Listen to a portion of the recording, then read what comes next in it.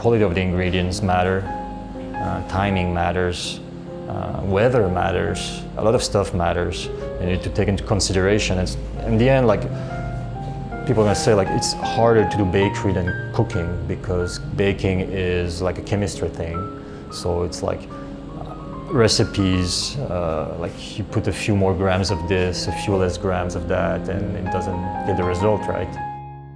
This is the story of the best donut I've ever eaten. It's a masterpiece, something right at the junction of art and science.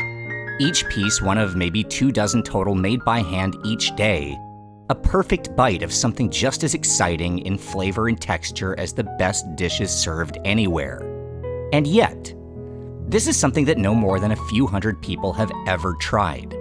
Because this isn't the product of a master chef from New York or London. This is the analytical obsession of one retired athlete who makes his products outside perhaps the most surprising ice hockey arena on Earth, one hidden on an alley off the highway in the jungles north of Bangkok. And the only people who have ever tasted it are the few in Thailand, aware of the country's most unlikely subculture, one centered around a sport quietly becoming an obsession to a devoted few in this tropical paradise.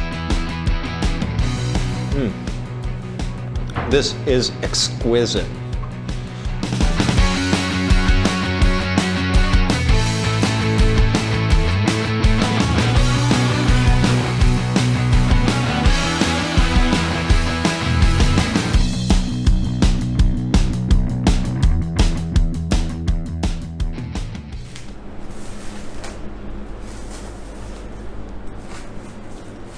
Where I live in Switzerland, my home, I have neighbors. They have like this New York-inspired restaurant, and they started doing donuts every Sunday morning, just on Sundays.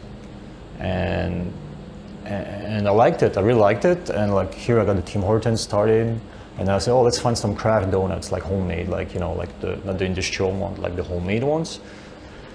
Didn't find anyone that I really liked, so I decided to make my own.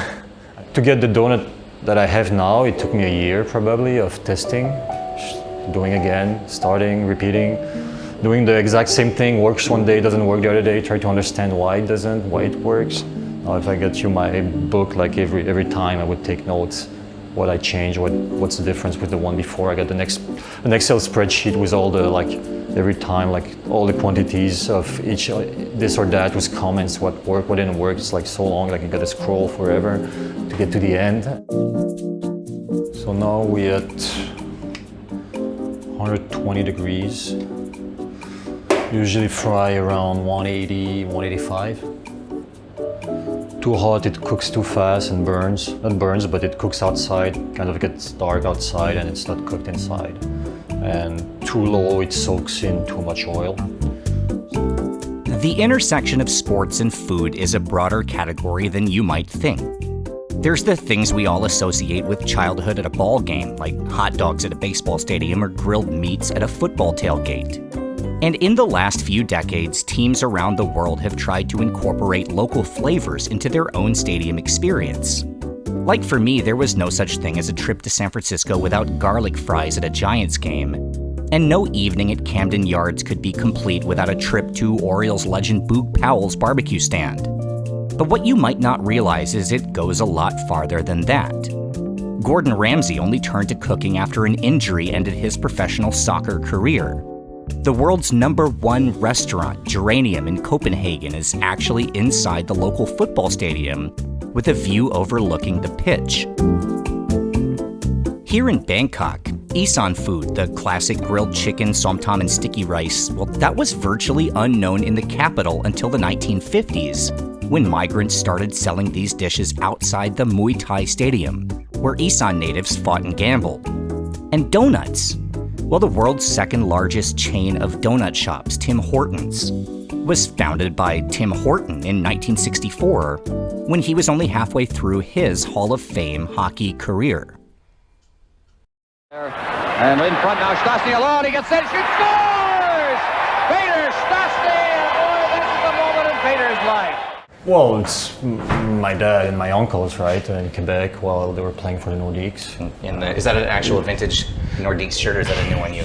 Well, it's probably not that old. No. This is I bought it probably 10 years ago. So, Peter, Anton, Marian. Yes. So Marian on the left, Peter in the middle, and my dad on the right. The mad scientist behind the perfect donut is named Thomas Stastny. And like the Kennedys in politics, so too are the Stastnys in ice hockey. For 4 seasons in the 1980s, 3 Stastny brothers, immigrants from what's now Slovakia, were teammates with the same NHL team. And to this day, the legacy continues as Paul Stastny, the 5th family member in the league, is wrapping up a 20-point season at age 37 with the first-place Carolina Hurricanes. Now, Tom was born in Canada but grew up in Switzerland, where he'd eventually play professional hockey himself for almost 20 years. But Tom always had interests beyond the ice, and even while he played at a high level, he maintained a day job which would, in a sense, prepare him for the precise measurements and mathematical formulas involved in baking. I was working in a private bank. I mean, my first job, my first employer for 13 years after college. I was doing. I'm a fraud investigator. I did a whole lot of stuff at the bank. Like I had like 3 or 4 jobs at the bank, moved, and I got a call someday, and the guy offering me a consulting position in fraud management for a Thai bank here in Bangkok. I needed to see something else. I wanted to see something else. I felt like it's either going to spend my whole life in this bank, or I need to move now and get to do something else. So, fraud investigator. Yep. Is this a sting, or is this a... No, it's not. How did you find this? Well, when I moved here, before moving here, I said, oh, there are hockey rinks in Dubai, there must be hockey rinks in Bangkok. So, I just typed hockey Thailand or hockey Bangkok on Google again. Google's your best friend, right? You start using YouTube instead of Google, that's right. It's YouTube. Use YouTube.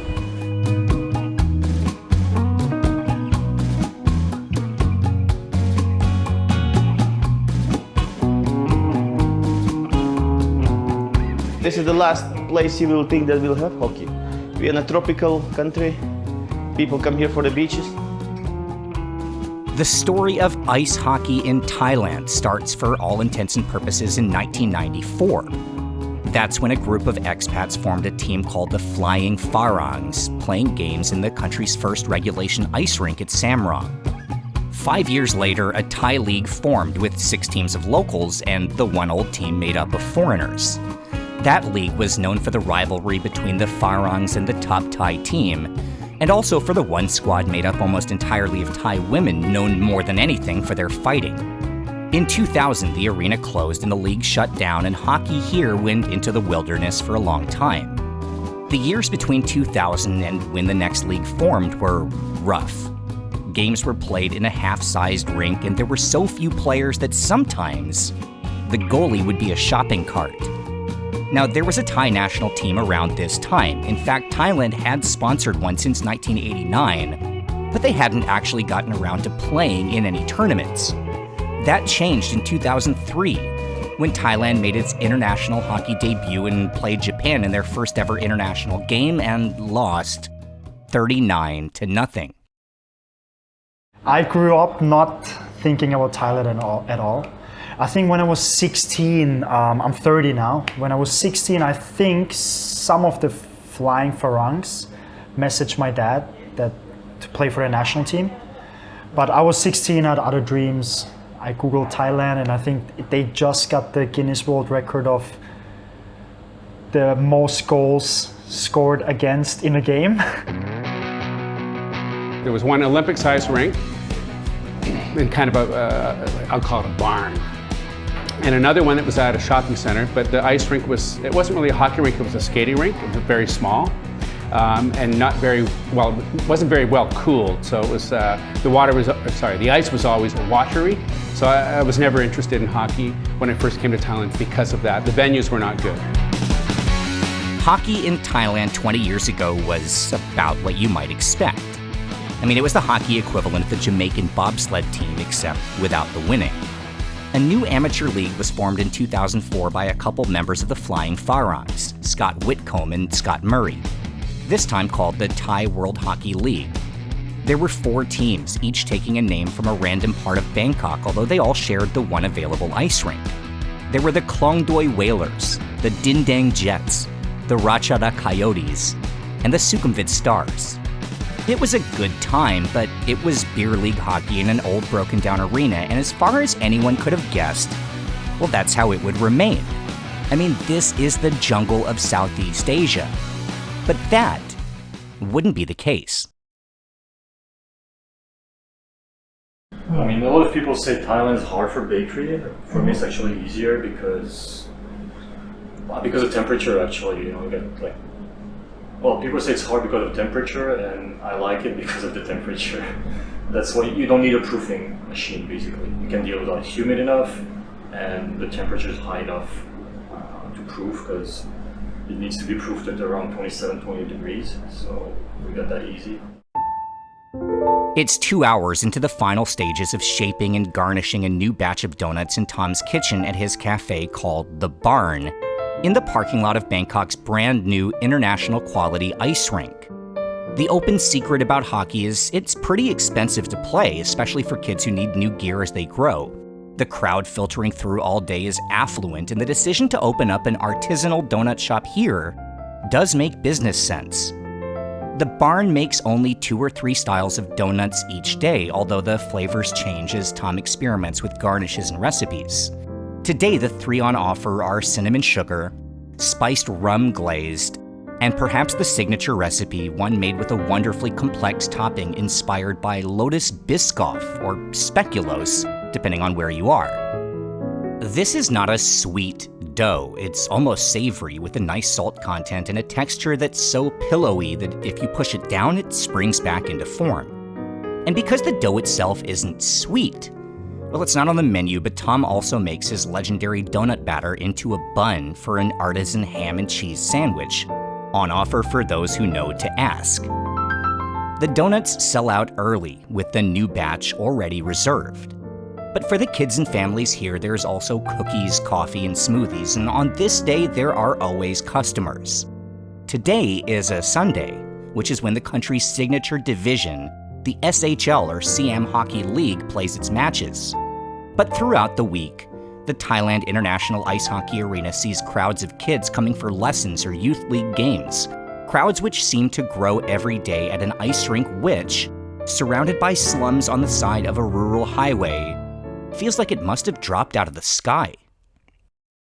This is NHL caliber. I mean, it's Olympic size, but it's NHL caliber. This is like any rink that you would find in the US or in Canada.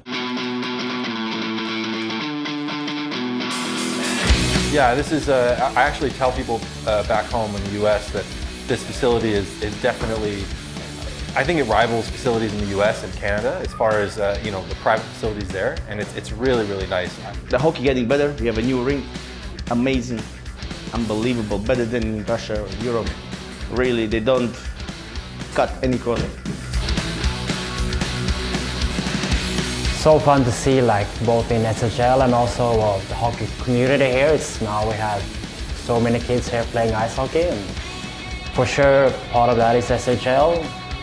Part of that is just working every day and every year, making it more available and people seeing it.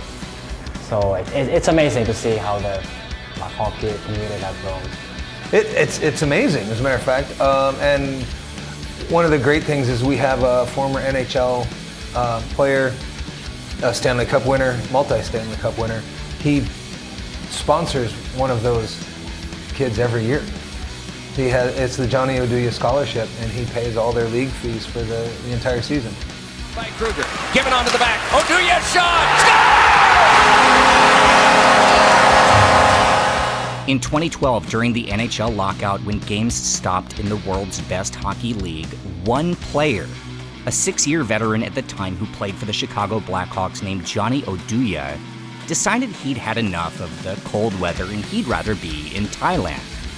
So all of a sudden, the ragtag group of expats known as the Flying Pharongs were anchored by an active NHL star, and with Oduya on the ice, the team of teachers and retirees won their first championship in the biggest local tournament. After the lockout ended, Oduya went back to the US and played 5 more years in the NHL, winning 2 Stanley Cups, then retired to Thailand, where he began to support the development of young Thai players. And that was pretty good timing, because just 2 months after his last NHL game, a rookie defenseman on the Washington Capitals won his own Stanley Cup as the first player of Thai descent to ever play in the world's best hockey league. Of course I noticed, like everybody here knows who he is, and that he has like Thai roots, of course. So it's a big thing for sure. Like it's the first Thai player to play in NHL, and then winning also is, I mean, it's huge. It's huge. And I know he's been here also, visited Thailand and played here. So I mean, it's something we need to grow. Like we need to work with this, and just hope the kids here can find inspiration in that. Now, Jonas Siegenthaler was born and raised in Switzerland, playing in the same league where Tom Stastny once competed. But he embraced his Thai heritage and returned to Bangkok in the off-season, and all of a sudden, young players here had not just opportunity, they had a role model to follow. In fact, as a multi-million-dollar arena was already in the works, hockey in Thailand had everything except a community.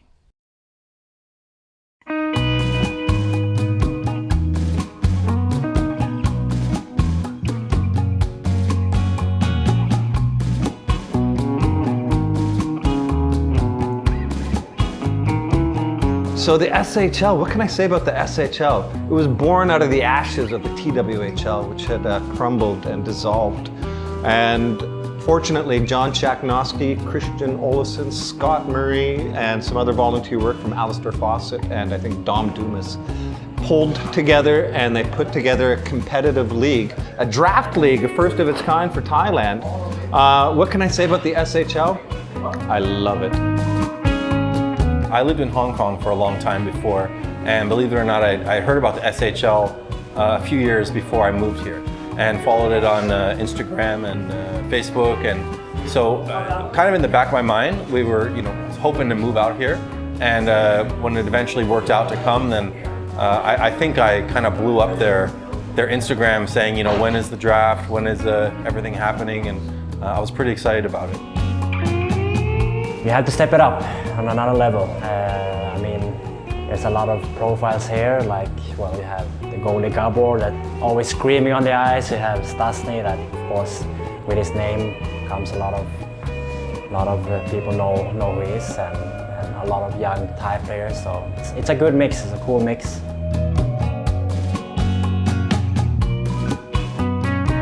It's the second to last week of the season for the Siam Hockey League, a competitive division serving as Thailand's first de facto A-League.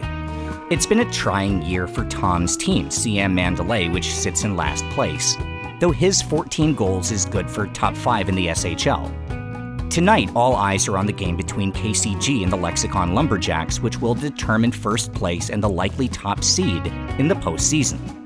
The players on the ice include former professionals and members of the Thai national team, stars from Sweden and Finland, Russia and Japan, skating alongside Thai teenage prodigies, and the aging alumni of the Flying Pharongs. It's a fascinating league, the kind of thing that really could be a movie.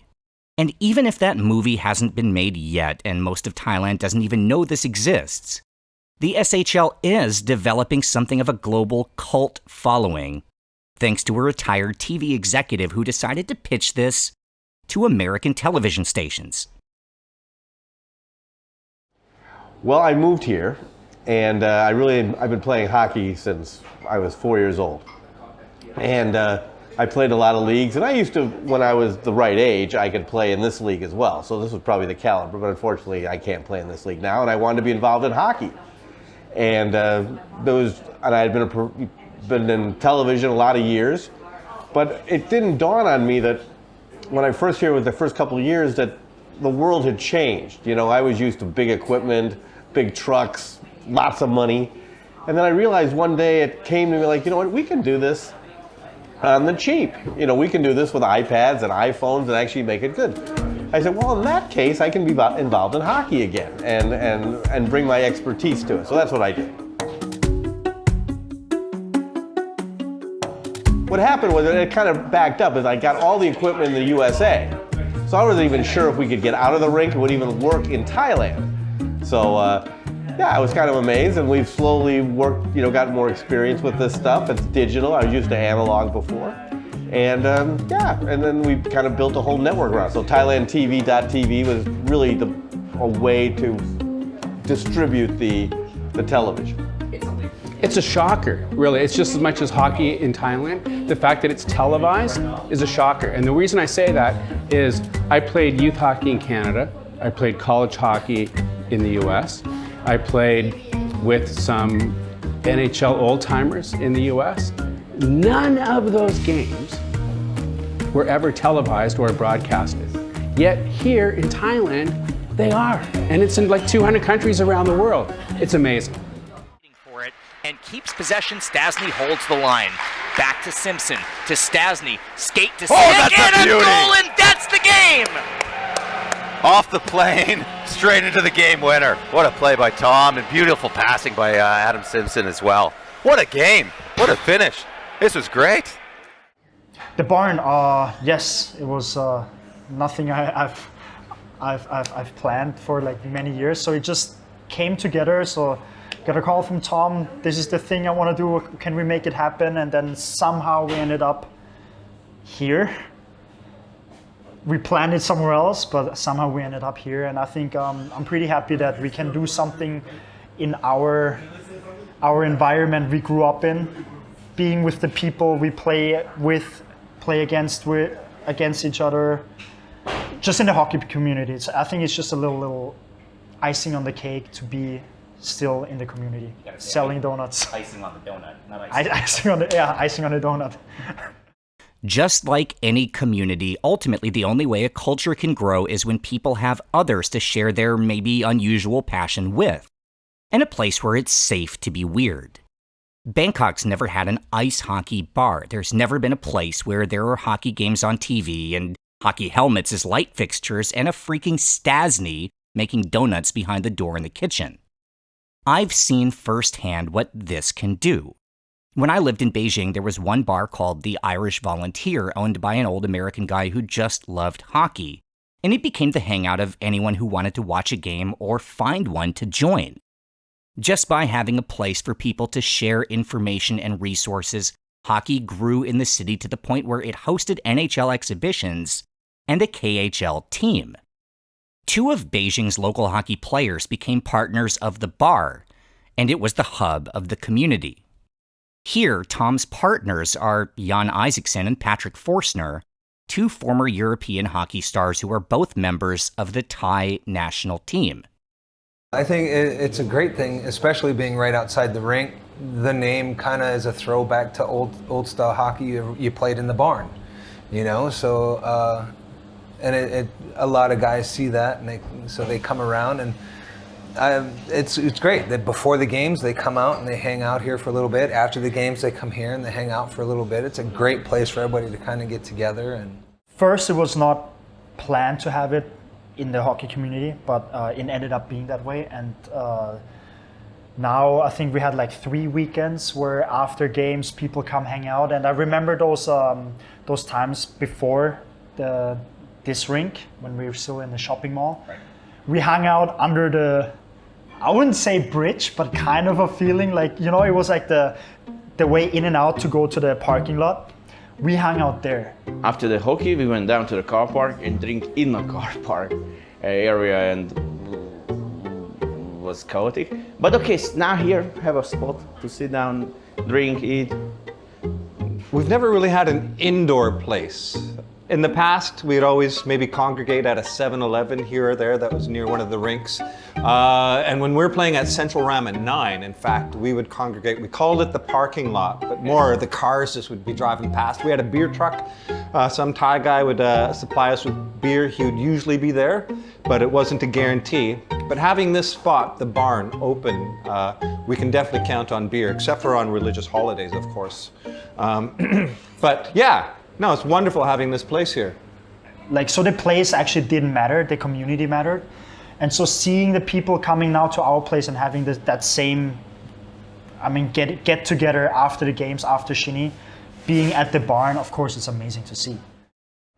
One of the great things about hockey is it's a social sport. It's a team sport, right? So part of that camaraderie begins in the dressing room before the game and then after the game, in the dressing room back in Canada and the US, right?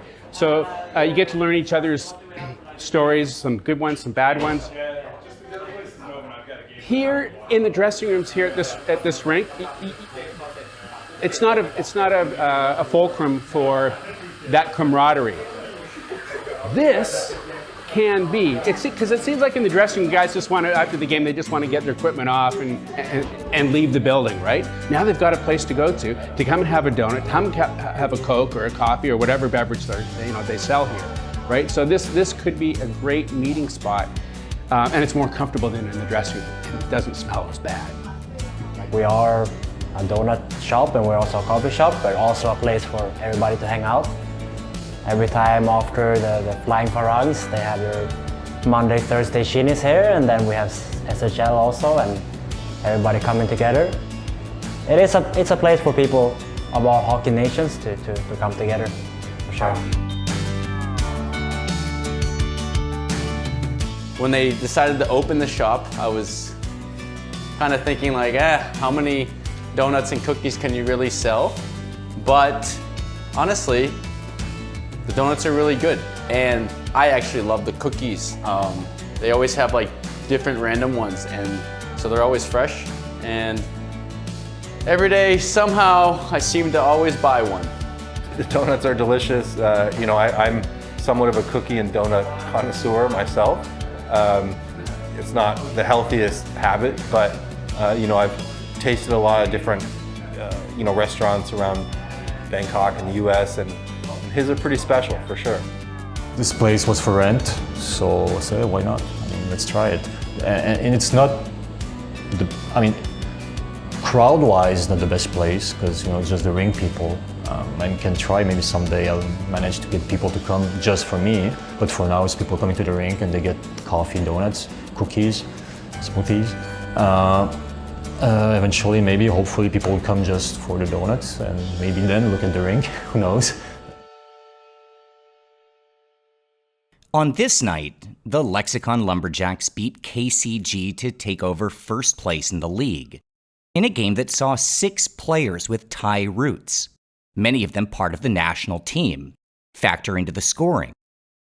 2 of those players, including Roger Promtong, who scored a key goal for Lexicon, were born and raised in Thailand and learned how to play here, thanks to financial support from guys like Johnny Oduya, and the hard work of the old guard, people like Scott Murray, who helped launch the Flying Pharongs and now, at 61, plays on a line with Tom Stastny for CM Mandalay, and the league's commissioner, retired FBI legal attaché John Shakhnovsky, who assisted on Promtong's goal and scored one of his own, with help from Thai star Peem Jarat Woody Prida.